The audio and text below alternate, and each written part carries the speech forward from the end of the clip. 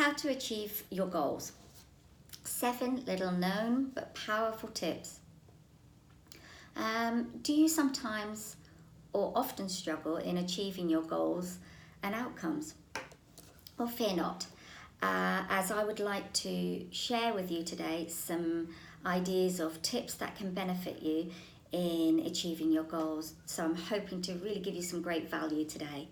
So until I found these tips, I was struggling with my goals. No matter how hard I tried, I wasn't making significant progress or the progress that I want to do. So my expectations were being dropped. So hopefully you will find some of these tips today and get some hints on how you can achieve your goals with more clarity and more simply. Look, everyone wants to fulfill their dreams and goal settings. Looks like a pretty intuitive thing, but there are two main things going on here. First of all, it's a game of psychology, okay? You just need to know how your brain works, how your brain can play tricks on you, okay? Secondly, there are strategies, tools, techniques that will help you, and they need to be combined together. And actually, 3, take action. Now, most people abandon their goals because they mess up on the psychology and they don't know the effective strategies and techniques, and they don't continue with those actions. So achieving goals becomes a lot harder. So what do we do with all we have all stuff, and we'll end up abandoning the idea? Actually, I would like to say that achieving a goal is simple, okay? But it's not easy. But you can make it easy if you have the right mindset and a good set of effective techniques. And if you're committed and you keep that consistency of taking actions. So let me share some of the most powerful stuff that I've learned, discovered so far on my journey and talking to other professionals. Number 1, be grateful for your progress so far, okay? Few people know that this is a keystone habit for achieving your goals. This is simple, but it is so crucial, and that's why I've put it as my number 1 and I'm mentioning it first. This may seem familiar to you. Now, I would set a goal and plan some actions. Then I would not do the actions for some reason. Then I felt guilty because I didn't do what I wanted to do. So this then caused me to have negative emotions. Now, subconsciously and even on a conscious level, I would lose confidence that I can't achieve the goals that I've set, no matter what the goal was or is. This is the basis that I realize is procrastination and the lack of progress. We just don't have the confidence, or I didn't have the confidence that I could make it. Who wants to feel bad all the time? Well, nobody wants that. That's why we just throw out the list with goals, and it may lead to these negative emotions. Okay? What I realize is gratitude fixes all of this. So be grateful. Just take it easy on yourself. Don't be so hard on yourself. If you create this daily habit just for a few minutes to express gratitude for the progress you've achieved so far, you will gain a huge amount of confidence. And that's something that I've worked really hard on myself. The trick is powerful because you can't be grateful and feel negative emotions at the same time. After you do this, you will see things will begin to happen. Okay, you'll see that progress. You will see your goals happening. Okay, you will want to set and achieve even more goals because you're feeling great and you are building your confidence. Now, this leads to my next tip. If you set fewer goals, you will achieve a lot more in the long term. Okay, don't overwhelm yourself with loads and loads of goals. So this is another mistake many people make, and I've made that mistake myself, okay? If you focus on fewer goals, you will achieve far more success. So how does this work? Well, if you have like 20 goals, you will dilute the energy between all your goals, and achieve absolutely none of them. Ideally, you will have a maximum of 3 goals, say per quarter. I always think less is more, okay? So theoretically, 1 is best, but in practice, you often have to wait for the results, for something to happen. And if you have no next action for that specific goal, you can choose an action for another goal, okay? And that's perfectly fine. Now, I have had 5, 7, 10, 12 goals on my list. But for me, I've realised that a maximum of probably 4 to 5 works best.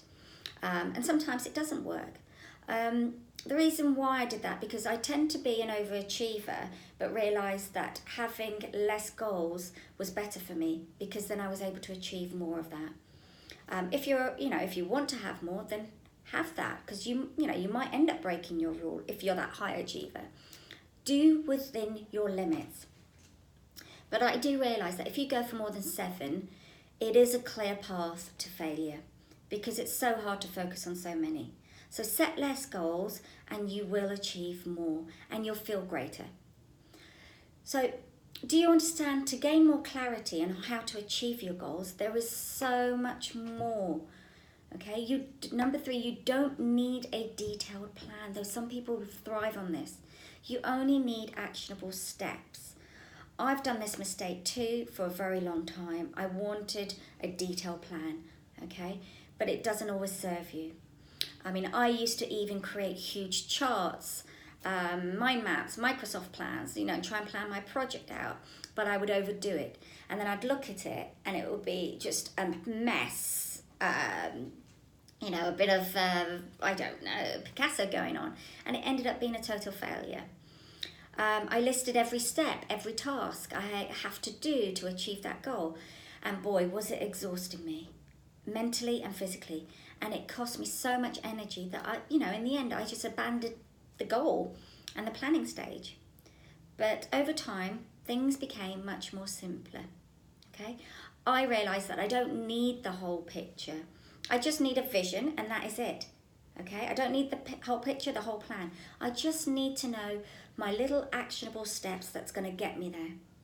The next action is so simple, okay, and so powerful. I've then learned a lot from an author of a book that I read, David Allen, and it's called Getting Things Done, which I would highly recommend, and he's got some really great tips in there.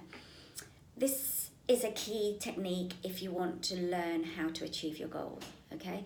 So I used some of that within my own mindset change, the psychology, and then taking the actionable steps. Now, I often ask myself, what is the next action that I can perform to advance this goal?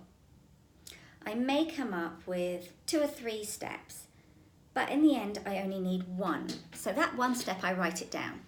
I do this then for each of my goals. And at the end, I will have 1 actionable step for each of those goals. So each of those 3 goals. Planning the whole goal takes 2 to 3 hours, but figuring out the next actions to take takes you about 5, maybe 10 minutes if you're stuck. So it's not a lot. 4, if you find a goal buddy, which is great, that will definitely increase your success by 10, 20, 30 times and learn how to achieve your goals. This is powerful. If you have an accountability partner, which you can call a goal buddy, will, skyrocket your progress. I've realised, talking to other professionals, other people, having this goal buddy is such a great way to achieve your success. Having others is valuable. It's a valuable technique. And I just wanted to share that, because sometimes we fear asking other people to listen to us, but don't be. Your partner will hold you accountable for your progress if he's true to your success. So no more procrastination in front of the TV when you get started. That you will go to the gym 3 times per week, for example. So would you like to break your agreement with that person and look like the person that can't be counted on for somebody with those opinions? Does it matter to you? Well, of course not. So pick the right goal buddy. Okay? When things get tough, when the daily madness starts to take over, when the events happen and you stop progress with your goals, then this is where your goal buddy comes in. Okay? And he or she will save the day. But even with a goal buddy, you absolutely need to review your goals at least once a week. So combine the two concepts and it becomes a lot more powerful with this third one, okay? Because you have the goal buddy and you have the one actionable task each week. So why not do a weekly review, right? And also tie it in with your buddy, call your buddy, okay? Have a schedule for it, whatever works for you best, once a week or once every 2 weeks. Arrange your time and keep that time, okay? And that's gonna really help you. And during that time, take turns, and tell each other, what you've completed during that current week, what's worked, what hasn't worked, what were the action steps, what's gonna be the next steps for the next week. And for sure, you're guaranteed your buddy will always hopefully ask you questions, provoke more insight onto how you're going to achieve your goals. Most of the time, your buddy shouldn't advise you, okay? Hopefully he won't, but he'll just ask you the questions. So that way you will come up with the right answers and you will be in control of your success. It's that simple and it is super effective. Now, if you don't have a goal buddy yet, don't worry. You would still want to review your actions weekly. It is just valuable, okay? Reflection is so important. Yeah, and it will be a little bit harder, but do it. Also revise and delete and change things every quarter. In 3 months' time, you will know more about what your goals and the directions you're going and what's right, So do be flexible. And as you have more experience and information, you might want to change things around. And that's why it's useful to sit down every weekly or quarterly and take some time, just a couple of hours, and think deeply about the goals and ask yourself questions and answer them. For example, why is this goal important to me? Keep reminding yourself of that. You even have the freedom to delete all your goals and start from scratch again. It doesn't matter, you're in charge of it. After this quarterly review, you would like to have full clarity. Why don't you? Okay, you don't need to know how you are going to achieve the whole goal, but you absolutely need to know that it's important to you and what your goal is. Okay, so start with goals now. Look, I hope that I've helped you give you more valuable tips and you've learned a little bit more on how you can achieve your goals. I wish you all the best. But no matter how much you read about goal setting and how wonderful these useful techniques are and you're thinking about them, it won't happen unless you start. So just start now. Take a sheet of paper and create a small list of small tasks that you will complete this week. Okay, get started. Don't wait till tomorrow. Pick up the pen as soon as you come off here. Okay, if you have no list with goals, create one. Do it now. It may not be perfect, but it's the first draft.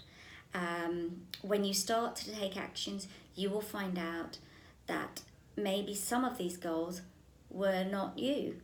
Then update them. Okay, don't worry about them.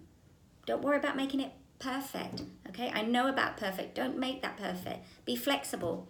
All that matters is for you to start now. So do yourself a favor, and again, start now. I keep repeating myself. And one more thing, just before you start, if you like what you've heard on this video, please share it with your friends, and I'd really appreciate that. Thank you for watching this video. I hope that you will now be able to achieve your goals with much more success, simplicity, empowerment, clarity, and motivation. Okay? And if you're serious about your goals and would like to discuss that in more detail, and need some help and support in achieving them, then book a free consultation with me today. take action, and let's have that conversation. Let's begin that journey, okay? If it really means that much to you. So book a call on www.calendly.com/Zeenat Noorani, or send me a message at my website, zeenatnoorani.com/contact-us/. Okay, and let's me be part of your transformation journey. Now, my mission is to empower you and your mind to achieve the life that you desire. So thank you again for listening.